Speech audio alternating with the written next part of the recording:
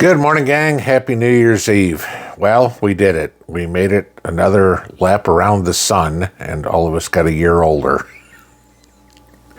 Some of us, that's a good thing. Some of us, not so much, but, few people didn't make it around this time, but hey, it's like taxes. It's coming to us all eventually.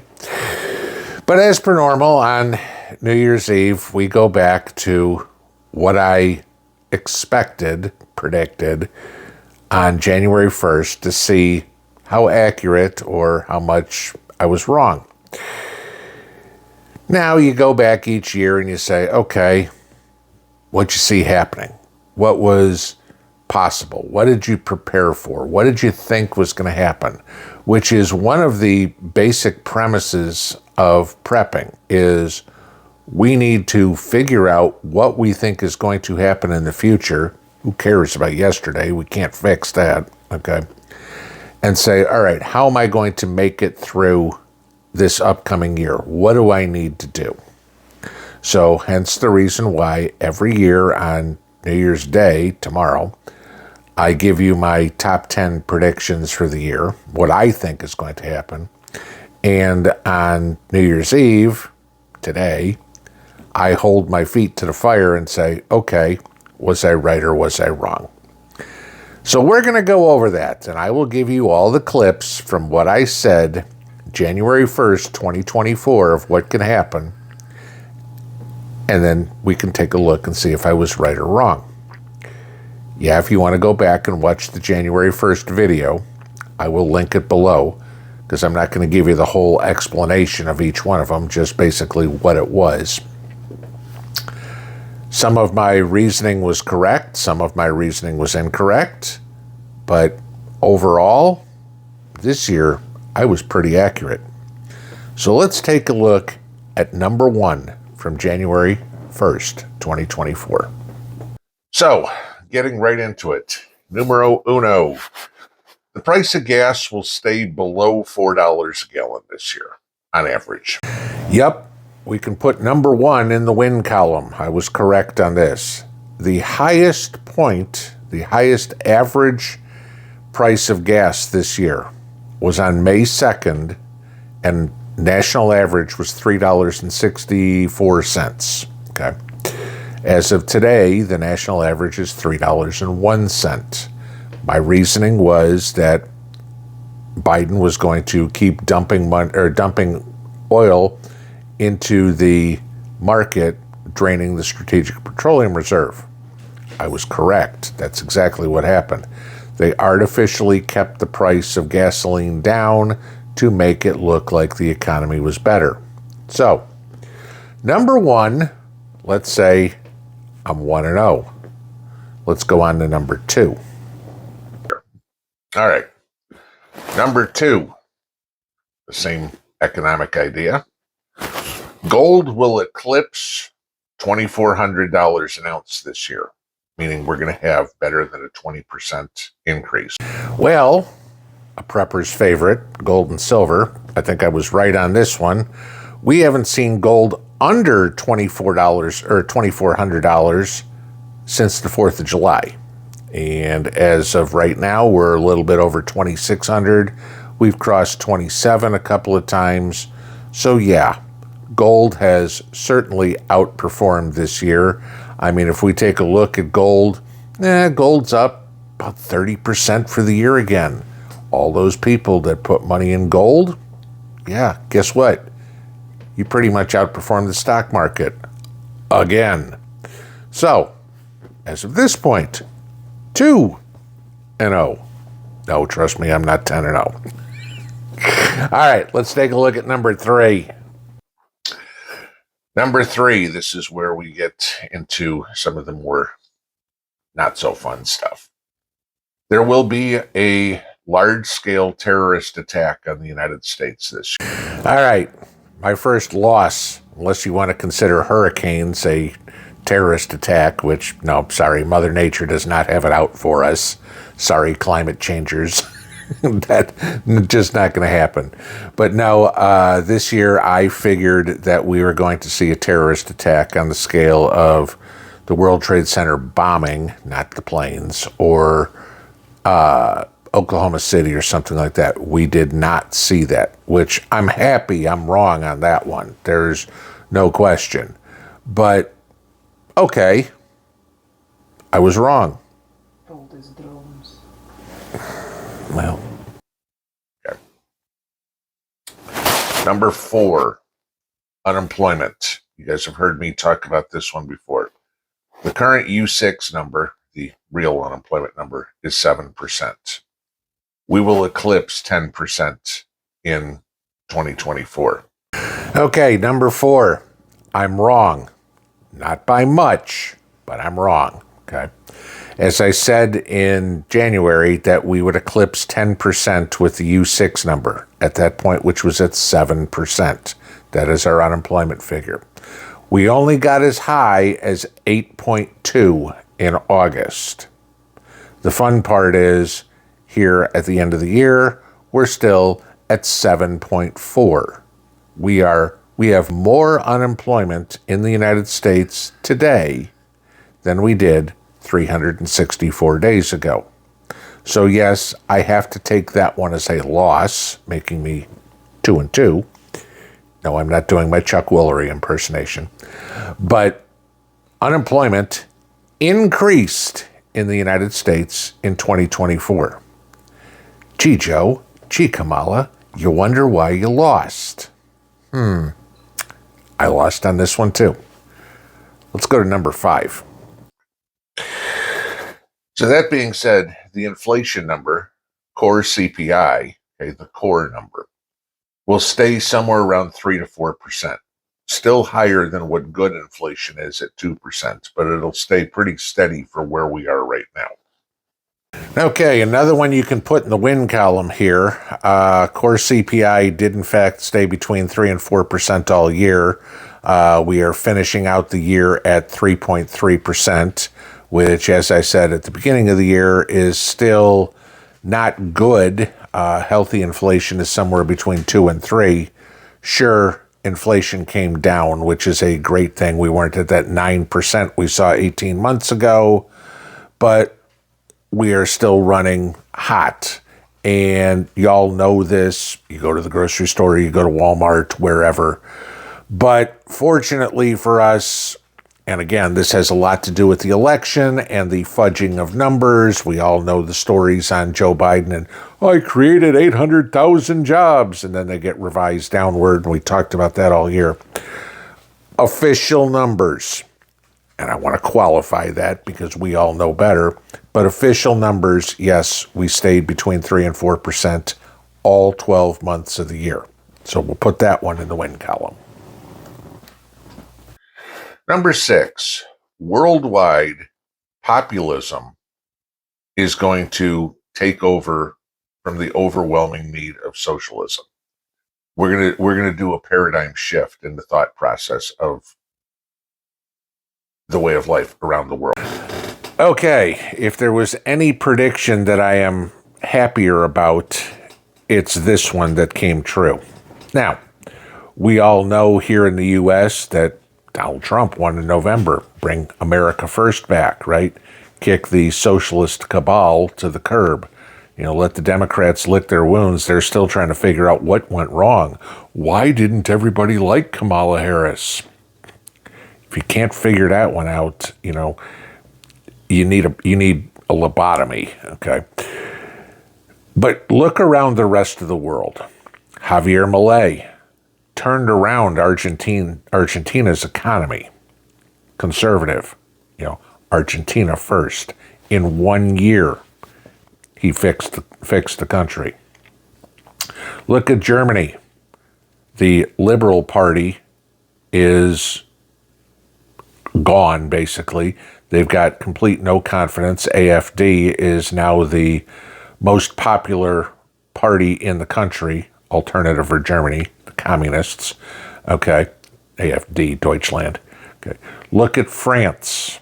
Emmanuel Macron is basically being tossed out on his butt. Okay, his liberal French party lost, and they're going to restructure the entire parliament there because the people have no faith whatsoever in Emmanuel Macron. Look at Great Britain. Keir Starmer, vote of no confidence. I mean, Starmer's been in for what, a year? And the country has already turned on him. That the Tories will now be in control, and Nigel Farage's Reform Party, who's now number 3, feasibly could have the Prime Minister's position. Look at Canada. Pierre Poilievre is about to kick Justin Trudeau out on his ass, and Canada can get back to Canada first principles.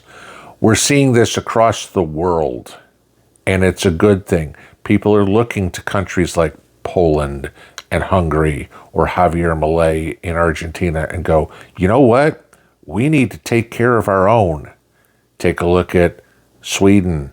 Gee, you know what? We're kicking all the immigrants out. Sweden first. This was a good thing. I'm extremely happy I got this one right. 4-2. All right, number 7. So we get into the religious side of that. Pope Francis will either die or retire this year and will be replaced by a more conservative religious pontiff. Number 7. This one I was wrong on. Okay. Not that this one's overly crucial to the state of the world, but, you know, still talking about leading a lot of people. Still don't understand this one. Nope, Pope Francis did not die, did not resign. He's still an idiot, okay? He's still a communist supporter. He's still completely floored that, go back to number 6, that, gee, his worldview isn't going to happen. He won't last long. Whether or not he makes it through 2025, I doubt it, okay? But no, I was wrong. Unfortunately for the Catholic Church, you are still led by probably one of the most non-religious popes in the history of the Catholic Church. 4-3. Moving on. Continuing on the populism out. Let's get into the U.S. election. All right, this is where it gets fun. The Democrats will lose control of the Senate. The House will take the Senate. It looks to me like we will have a 52-48 Senate this year, and the Republicans will barely keep the House. Okay, number 8, correct, and extremely close on calling numbers. Yes, the Senate flipped. I said it was going to be 52-48. We wound up 53-47. Okay, I was off by 1. But the Senate flipped. It's now under GOP control. I also said that the House would stay in Republican hands, though it would be extremely close, right? Well, I'll give you this. When the House convenes on January 3rd, it will be 219-215. And I know everybody says, but that doesn't add up to 435. Now, remember, Matt Gaetz resigned. But now once you have Congresswoman Stefanik and Congressman Waltz go into their appointed positions that Donald Trump gave them, we have a 217-215 House. I'd say that's extremely close. I'd say that's a win. 5-3. Moving on. Number 9, continuing on, Joe Biden will step down as the Democrat nominee. Number 9, interesting, yes, January 1st, 2024, I said that was going to happen. I cannot tell you how many people thought I was smoking crack with Hunter when I said that Joe Biden would not be the nominee, that he would step down. Oh no, he's going on. He's going to be the next president, yada, yada. I mean, I got blistered for this, not from you guys, but on social media. I mean, as a whole. And people said, nope, Joe Biden's going to run. And then all of a sudden a debate happened, and Joe showed himself to be the idiot that he's been for the last 50 years. And the public kind of goes, oh my God, he really is an idiot. Yeah, okay. So, yeah, Joe Biden stepped down. Now, if we go in further into this one in January, I did say that Gavin Newsom would probably be the candidate, that the Democrats weren't stupid enough to nominate Kamala Harris as their candidate. Okay, I underestimated the stupidity of Democrats. I ain't complaining. Okay, so we'll take that one, and that now makes me what? 6-3. Starting to look pretty good. Moving on along. I know. Number 10. Because of all of that, Donald Trump will be elected president November 5th, 2024. This is probably the one that makes most of you happiest. Number 10. Donald Trump was in fact elected president on November 5th, 2024. Now, has a lot to do with everything that I had talked about on regards to why Joe wouldn't be the candidate, et cetera, et cetera, et cetera. Has a lot to do with what I saw in the political atmosphere in regards to the rest of the world. But yes, that one I was correct on. That makes me 7-3. Thank God. Now, if you remember, if you watched at the beginning of the year, I also gave a bonus 11th one. So let's look at that. That being said, the bonus number 11 of my top 10. November 6th, 2024. Mostly peaceful protests will commence. You know what those are. Yep, in my bonus, I said that the Democrats were going to have mostly peaceful protests starting on November 6th. They didn't. It probably has a lot to do with the fact that Trump won every swing state, won the popular vote, and they realized they got their ass handed to them on a silver platter. It doesn't mean it's over. I mean, we know the media is still trying to stoke riots. We know that Congress, the Democrat side of it, particularly Jamie Raskin, is trying to do whatever he can to prevent Trump from taking office. They're just going through, instead of using their Gestapo tactics of BLM and Antifa and all this, they're going to try to continue to do lawfare, which of course has proven not to work over the last 4 years because, gee, Fannie Willis and Alvin Bragg and Jack Smith, they don't look like they're doing too well right now. You know, I mean, was it Fannie Willis is now close to being under indictment herself. Yeah, oops. But no, I will take that one as wrong. So on my top 10, 7-3. I'll take that, okay? If you add in the bonus, 7-4. You know what? I'll still take that. If I'm right on 2/3 of things in my life, I'm doing pretty good. It's just a matter of trying to figure out what's going to happen. Did I prep based on my beliefs? Yes. Okay. Did we have advantages because gas prices weren't that crazy this year? Sure. That put a little bit of extra money that, you know, we didn't have $6, $7 gas prices. Inflation didn't help. It still hurt us all, but it wasn't as bad as that 9% we saw 18 months ago. Tomorrow's January 1st, and I get to do this all over again and figure out what's going to happen for 2025. It was a good year. I think it was my best ever, being 7-3, 7-4. I think I was, 4-6, 5-5, and 6-4 before, so getting better. Some may say, oh, I didn't have any long shots in there. I don't know, calling European sentiment, calling Biden to drop out, calling a 30% increase on gold.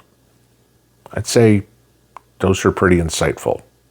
I'm not Nostradamus, but I can read the tea leaves. Have a great New Year's Eve. Stay safe, guys. Do not drink and drive. You know how that one goes, okay? Trust me, the cops are going to be out all day, all night, watching for people to do something stupid. Just stay safe, and I hope to see you all in the morning. Pinball out.